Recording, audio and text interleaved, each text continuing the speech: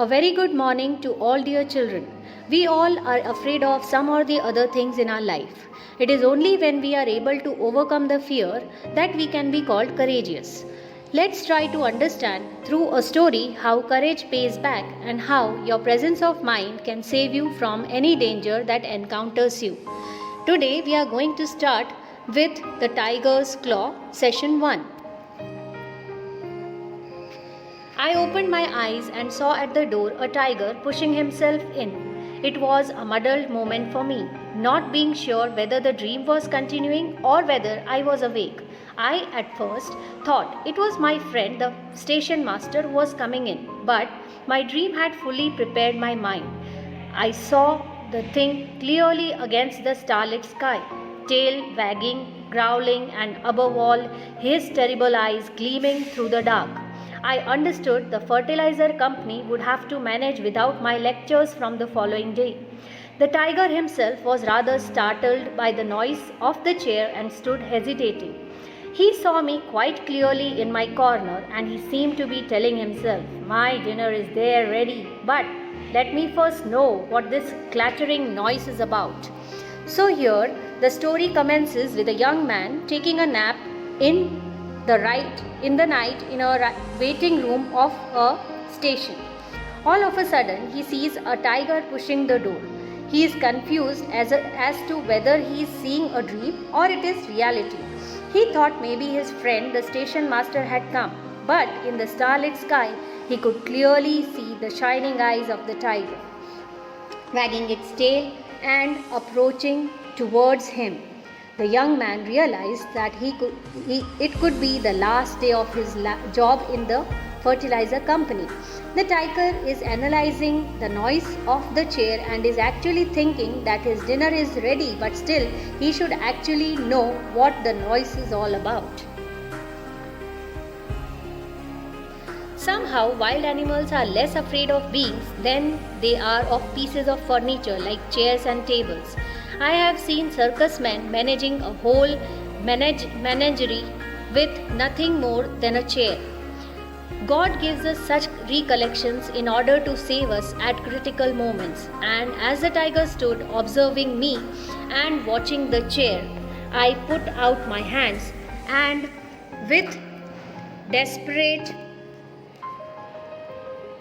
strength drew the table towards me and also the stool. I sat with my back to the corner, the table wedged in nicely with the corner. I sat under it and the stool walled up another side.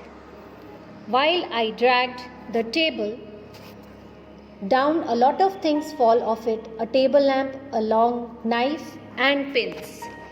It is in difficult situations that we recollect things. Wild animals are usually less afraid of humans than materialistic things like furniture, as was recalled by the young man. So, recalling all this, the young man gained all his courage and pulled the table and stool besides him and sat at a corner. While the young man pulled the table for his safety, many things like table lamp, a knife and pins fell down. From my shelter, I peeped at the tiger, who was also watching me with interest. Evidently, he didn't like his meal to be so completely shut out of sight. So he cautiously advanced a step or two, making a sort of rumbling noise in his throat, which seemed to shake up the little station house. My end was nearing. I really pitied the woman whose lot it was to have become my wife. The young man cautiously looked at the tiger, and the tiger wanted to keep the young man at its side. So it moved towards the young man, making a noise with its throat which sent goosebumps to the young man. He actually realized that his death was nearing him. The young man also recalled the lady who would have been his future wife.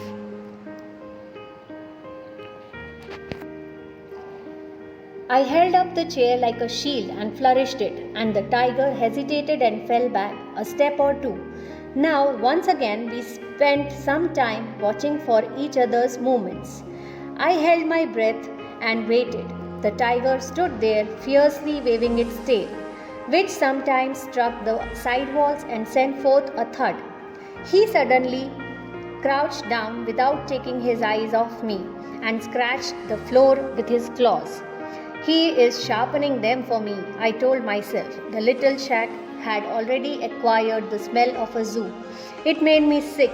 The tiger kept scratching the floor with his forepaws. It was the most hideous sound you could think of. While the tiger was keeping a watch on the young man, he flung the chair which he had used for his safety and the tiger stepped back. The tiger was trying its level best by wagging its tail and scratching the floor to make the young man feel the fear. In the small shed that the young man had made for himself with the help of chair and table, he could feel the smell of zoo. The young man told himself that the tiger was scratching its paws for him and it was making the young man feel sick. So children, with this we come to the end of our first session. Read the chapter thoroughly from the book, watch the video carefully and write the content of the PDF in your notebooks. Stay home, stay safe. Thank you.